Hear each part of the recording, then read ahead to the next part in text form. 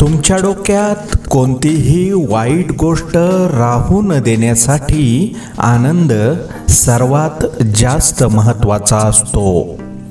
तासाचा आनंद हवा असेल तर झोप घ्या, दिवसभराचा हवा असेल तर आवडती गोष्ट करा, वर्षभरासाठी हवा असेल तर कामाकडे व्यवस्थित लक्ष द्या आणि जीवनभरासाठी हवा असेल तर दुसऱ्यांनाही मदत करा.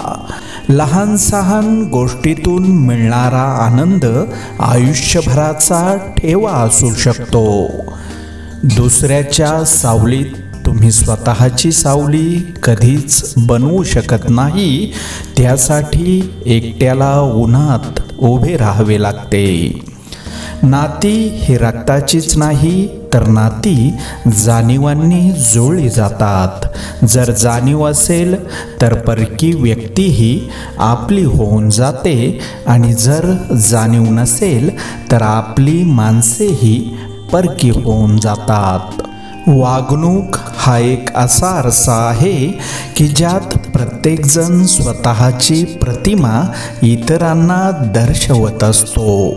समजावण्यापेक्षा समजून घेण्यामध्ये खरी परीक्षा असते, कारण समजवण्यासाठी अनुभवाचा कस लागतो तर समजून घेण्यासाठी मनाचा मोठेपणा लागतो. कोणालाही न दुखावता जगणे याच्या इतके सुंदर कर्म जगात दुसरे कोणतंच नाही आणि ज्याला हे कळले त्याला वेगळे पुण्य कमावण्याची कोणतीच गरज नाही.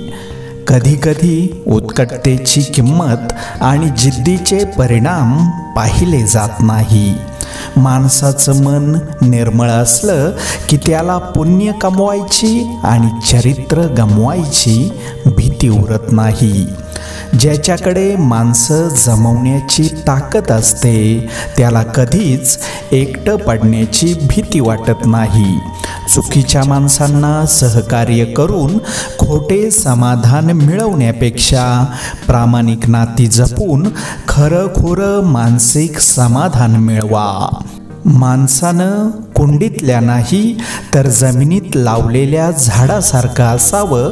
कोणी पाणी घालेल या आशेवर राहून जळून जाण्यापेक्षा जमिनीतील ओलावा शोषून घेत मोठं व्हावं, उंच उंच वाढत राहावं. नात्याचं गणित हे बँकेतल्या खात्यासारखं झालंय. ज्या खात्यातून फायदा होतो तीच खाती चालू ठेवली जातात. जिथे आपण प्रत्यक्ष उपस्थित नसतो तिथे आपल्यामध्ये असणारे गुण व अवगुण आपले प्रतिनिधित्व करतात. पैंज लावायची तर स्वतःसोबत लावा, कारण जिंकलात तर स्वतःचा आत्मविश्वास जिंकाल आणि हरलात तर स्वतःचाच अहंकार हराल. ध्येय दूर आहे म्हणून रस्ता सोडू नका. जे आहे त्यात समाधान मानणं म्हणजे आनंद. लहान लहान यश देखील आनंदाने सेलिब्रेट करता येतं. आपल्या स्वतःबरोबर वाईट होऊ नये असं वाटत असेल तर दुसऱ्यांनाही आनंद द्यायचा प्रयत्न करा. दुसऱ्यांचं कौतुक आणि प्रशंसा करूनही मनाला आनंद मिळू शकतो. काही वेळा तुमचा आनंद हा तुमच्या हसण्याचा स्रोत असतो, पण बऱ्याचदा हसण्यासाठी आनंदी होणं गरजेचं असतं. आनंदी व्यक्ती कधीही परिणामांची चिंता करत नाहीत.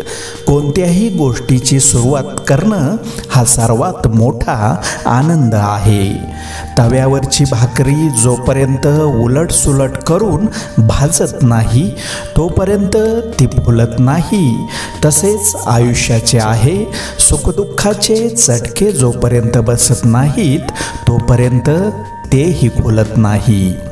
पुढे जाणारा माणूस कधीच कोणाला मागे खेचत नाही आणि मागे खेचणारा माणूस कधीच पुढे जात नाही.